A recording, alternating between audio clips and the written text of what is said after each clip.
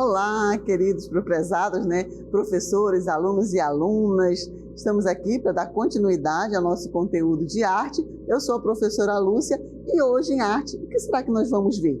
Vamos lá? Então, nós temos assim, no primeiro momento da nossa aula de arte, nós vamos ter que assunto? Qual será a nossa aula? Então, a nossa aula é a 133, aula Arte Barroca, certo?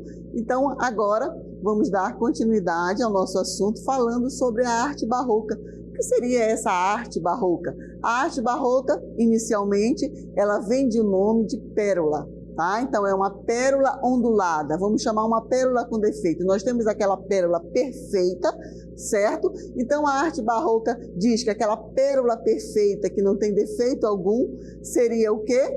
Seria o Renascimento, através de técnicas e etc.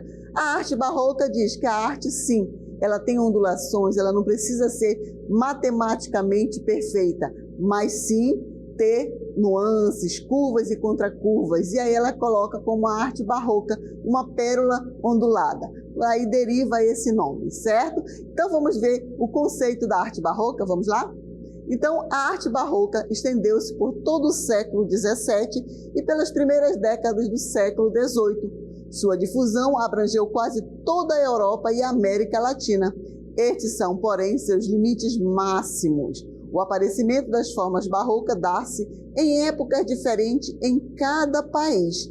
Outros tanto se pode dizer do seu declínio. Tais formas, no entanto, embora nascendo claramente de um fundo comum, diferem muitíssimo de nação para nação. Preste atenção, claramente de um fundo comum, eles têm algo comum, mas eles vão diferir, ser diferentes de nação para nação, ok? E não só, vulgaríssimo em alguns países e outros são muito raros.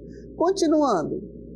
E aí, falando mais um pouquinho sobre a arte barroca, diz o seguinte: as obras barrocas romperam o equilíbrio entre o sentimento e a razão, ou entre a arte e a ciência, aquilo que eu falei no início do nome, a questão da arte e a ciência que era tão presente nas artes do Renascimento. Então, que os artistas renascentistas procuram realizar de forma muito consciente. Na arte barroca predominam as emoções e não o racionalismo da arte renascentista. Então, há essa quebra no equilíbrio da arte. Então, a arte barroca ela vem trazer justamente algo, vamos dizer, mais leve. Começam a aparecer o quê? Não os personagens idealizados que nós tínhamos no Renascimento. Se você observar, todas as ninfas, todas as deusas, certo? Tinham o mesmo rosto, vamos chamar assim. Cada artista tinha um personagem personificado, idealizado na arte renascentista. Na arte barroca, troca tudo isso.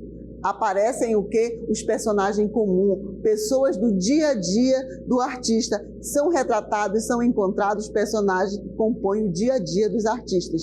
Então, a arte barroca ela vem trazer justamente isso, a presença do povo em suas obras, a questão da dramaticidade nas suas obras, tá? Então, vamos continuar este conceito da arte barroca. Vamos lá? Então, a arte barroca europeia é uma época de conflitos espirituais e religiosos. O estilo barroco traduz a tentativa angustiante de conciliar forças antagônicas. O que são forças antagônicas? Bem e mal, Deus e o diabo, céu e a terra, pureza e pecado, alegria e tristeza, paganismo e cristianismo, espírito e matéria. Em uma única obra você vai encontrar essa chamada de dualidade de sentimentos. Tá? São essas forças antagônicas que você vai encontrar sempre presente numa obra barroca. Continuando, aí nós temos algumas características gerais que são emocional sobre o racional, seu propósito é impressionar os sentidos do observador, baseando-se no princípio segundo o qual a fé deveria ser atingida através dos sentidos e da emoção, e não apenas pelo raciocínio, o que acontecia no Renascimento, a questão da matemática, a questão da ciência. O barroco deixa isso de lado, E diz assim, nós temos que atingir através do quê? Dos sentidos, da emoção. Busca efeitos decorativos visuais através de curvas e contracurvas, tá? Então está muito presente em todos os ângulos, em todos os sentidos da arte barroca. Essa questão da busca de efeitos decorativos e visuais através de curvas e contracurvas, colunas retorcidas, tá? Então nós estamos vendo aí alguns exemplos da arquitetura barroca e a presença desse fenômeno decorativo, certo? Então, entrelaçamento entre a arquitetura e escultura. Então, as esculturas vão estar muito presentes também. A questão decorativa, principalmente a questão do ouro, do brilho, da prata, vão estar muito presentes. Então, continuando, vamos lá? Então, aí vocês estão vendo, né, duas imagens, uma refere-se à arquitetura e a outra à pintura. Então, o que nós podemos falar sobre isso? Violento contraste de luz e sombra. Na imagem, vocês estão vendo aí este homem, e o que eles colocam? O claro e o escuro, o contraste da luz, como se uma luz adentrasse a imagem de fora para dentro, como se esse rosto fosse iluminado através do quê? Do claro e o escuro. Algo que foi utilizado aonde? No Renascimento, que nós chamamos de técnica de chiaroscuro. Então, o barroco ele vai utilizar muito. E aí nós temos mais um exemplo da arquitetura que diz: pintura com efeitos ilusionistas, dando-nos às vezes a impressão de ver o céu, tal aparência de profundidade conseguida. Então, a questão celeste vai estar sempre muito presente, não só na pintura, como nós vimos aqui na escultura, na arquitetura, na pintura. Certo? Continuando o nosso conteúdo, vamos lá?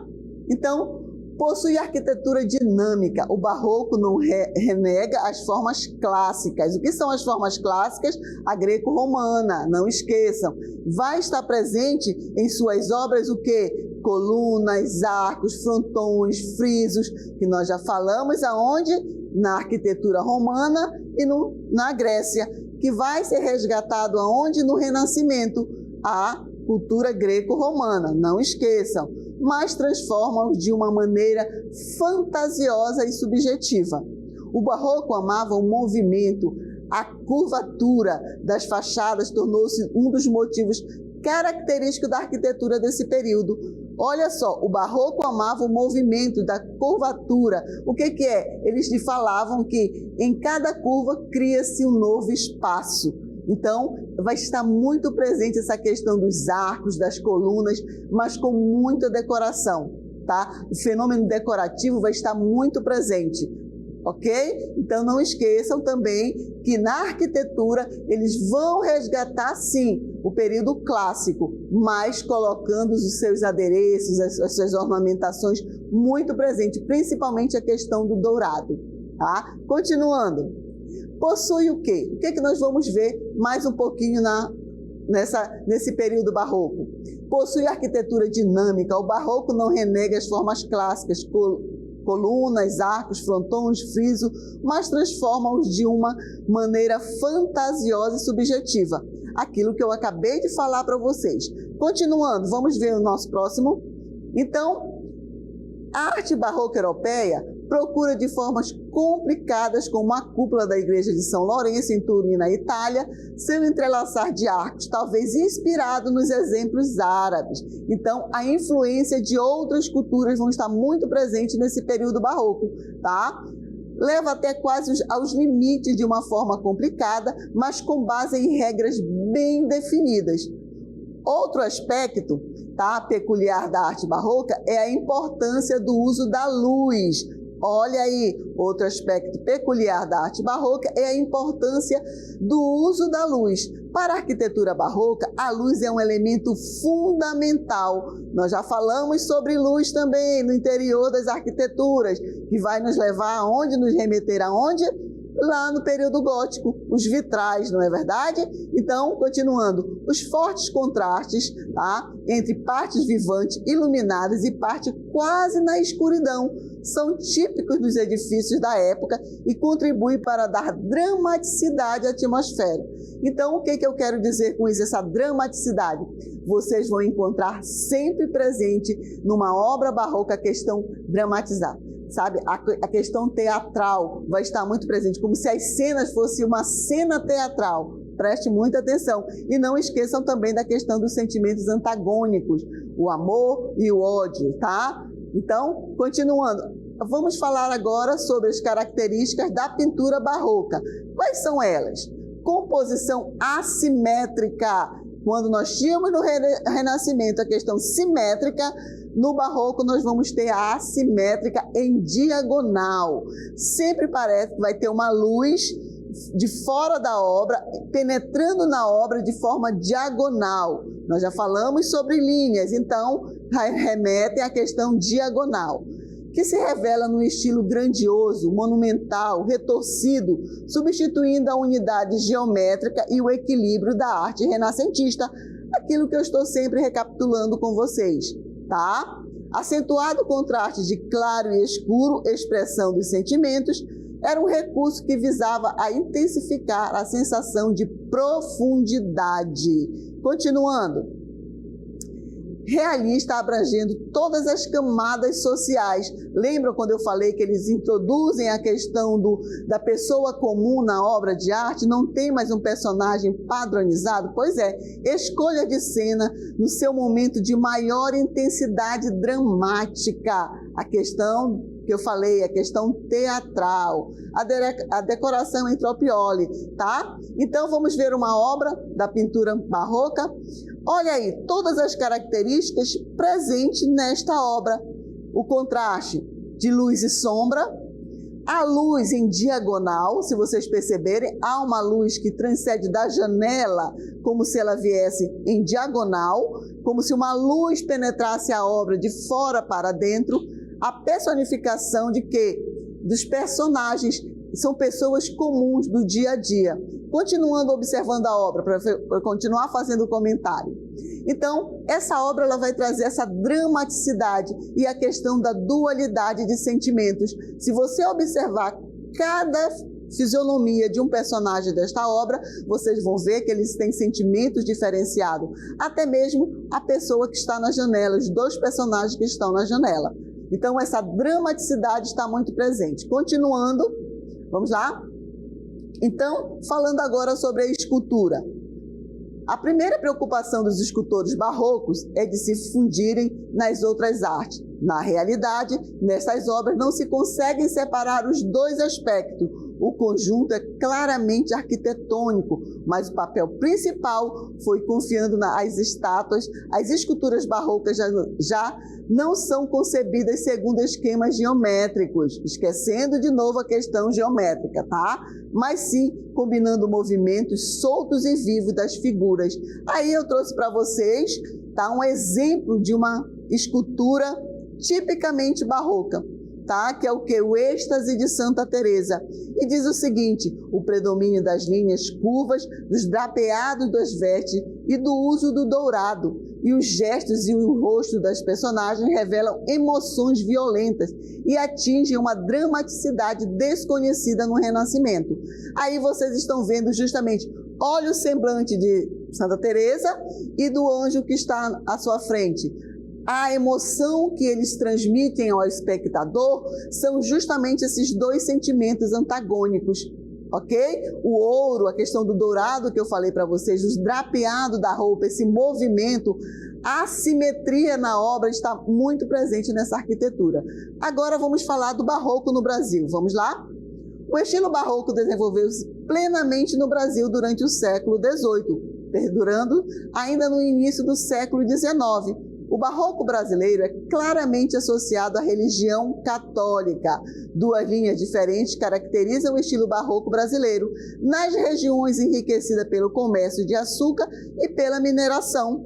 Encontramos igrejas com trabalhos em relevos feitos em madeiras, as talhas, recobertas por finas camadas de ouro, com janelas cornichas e portas decoradas com detalhamento trabalhando trabalhos de escultura. Isso aí são aonde existe o quê? A questão do minério e do açúcar, tá bom? Mas já nas regiões que não tinham isso, será que acontecia a mesma coisa? Não, já nas regiões onde não existia nem açúcar nem ouro, as igrejas apresentam talhas modestas e os trabalhos foram realizados por artistas menos experientes e famosos do que os que viviam nas regiões mais ricas. Continuando, o ponto culminante, né, da integração entre arquitetura, escultura, talhas e pinturas aparece em Minas Gerais, sem dúvida, a partir dos trabalhos de Antônio Francisco Lisboa, conhecido como o Aleijadinho. Vamos mostrar aí a imagem desse escultor. Olha aí a dramaticidade. Olha aí a questão dos sentimentos antagônicos presente. É como se fosse uma cena teatral. Tá? Então, a cena teatral, a questão antagônica vão estar muito presentes nesse período barroco, no Brasil principalmente. Aonde? Nas capitais, nas cidades que tinham o quê? O minério e o açúcar, a exploração. Então, o ouro vai estar muito presente. Já nas outras vai aparecer? Vai. Mas não tanto com essa riqueza de detalhe que acontecia nessas cidades, certo? Aqui no Amazonas nós temos exemplos barrocos? Temos sim, é só dar uma pesquisada aí e aí vocês vão descobrir. Não vou dar todo o ouro do barroco para vocês não. Então agora nós vamos para a nossa dinâmica local interativa. Vamos lá?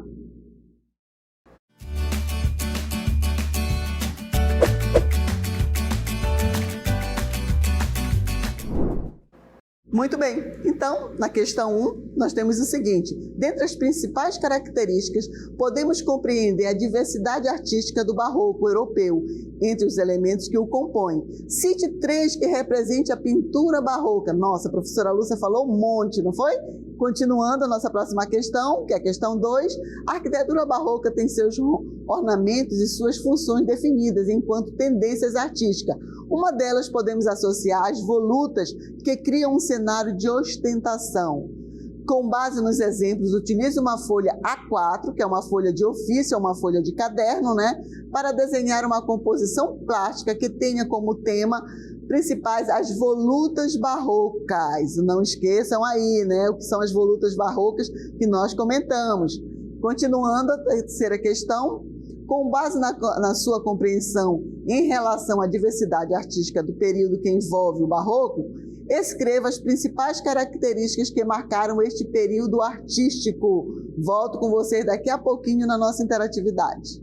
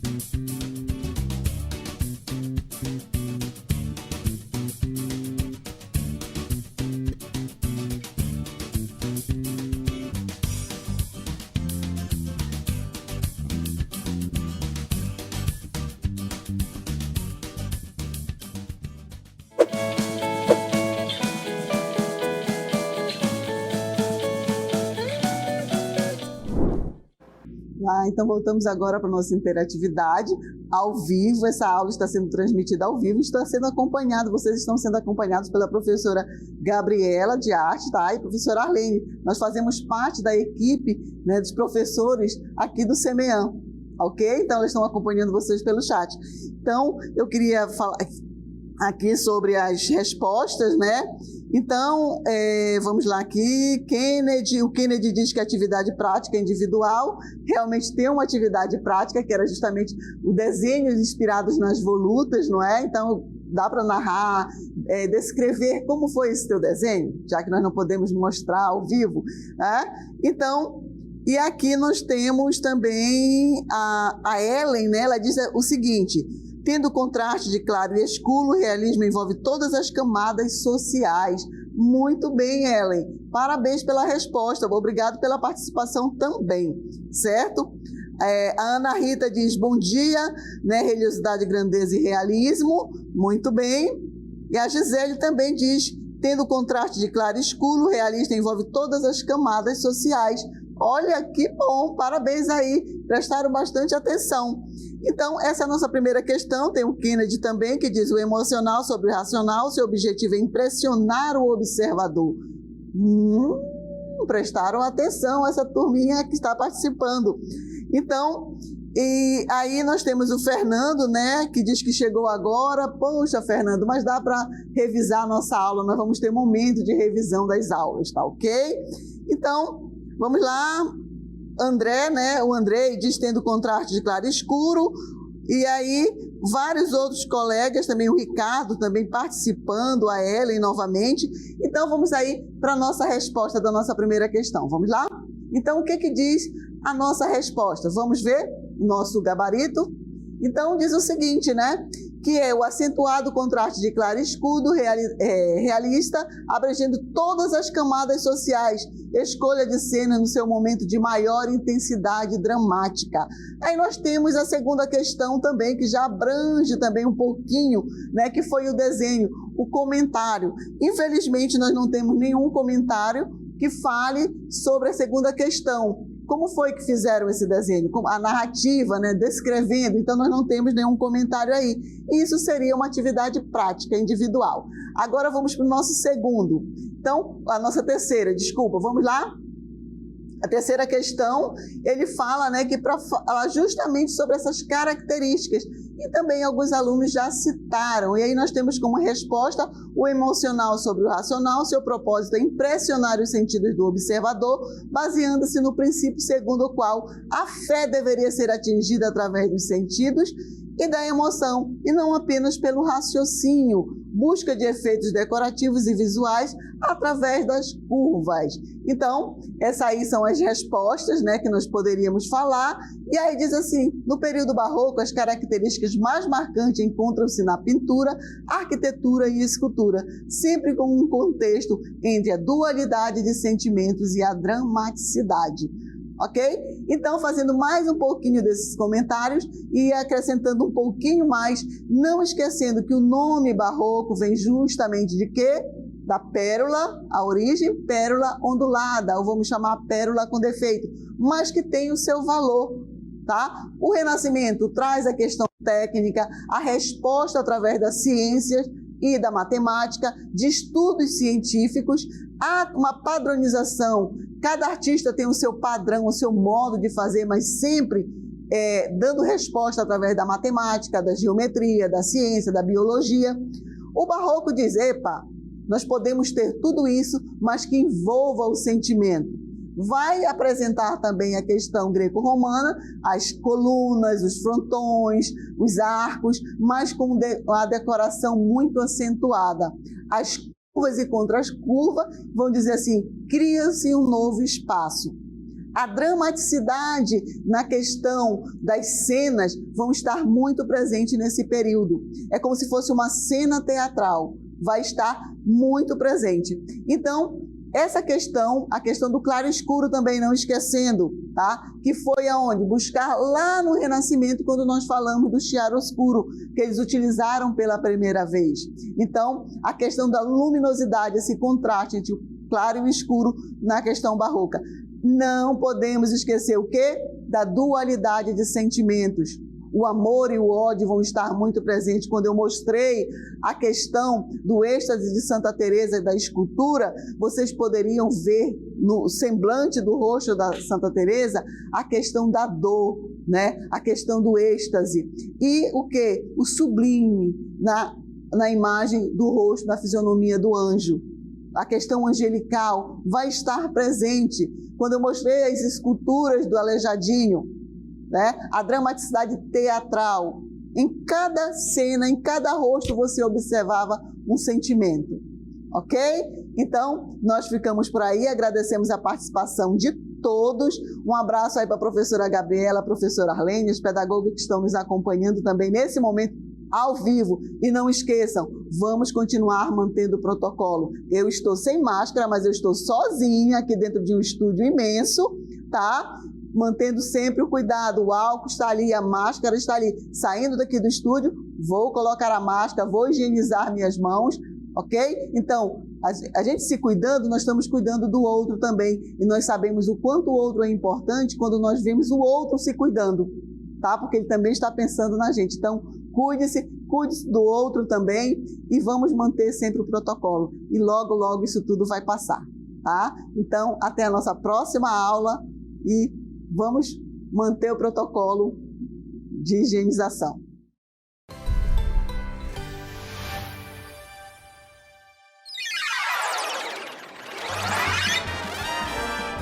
A sua aula continua no próximo vídeo.